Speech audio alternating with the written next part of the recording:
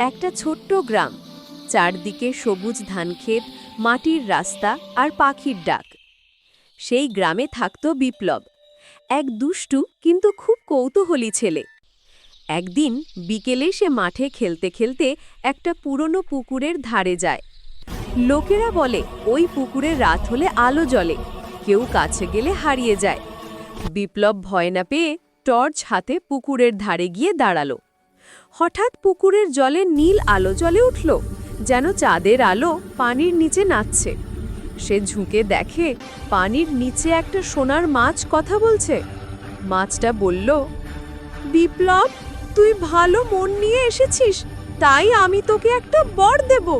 তোর গ্রামে কেউ কখনো খিদেতে থাকবে না। পরের দিন সকালেই আশ্চর্য ঘটনা, পুকুরের জল দিয়ে সেচ দিলে ধান ৩ গুণ বড় হতে লাগলো। ফল ফসল ভরে গেল, গ্রাম জুড়ে আনন্দ উৎসব শুরু হলো।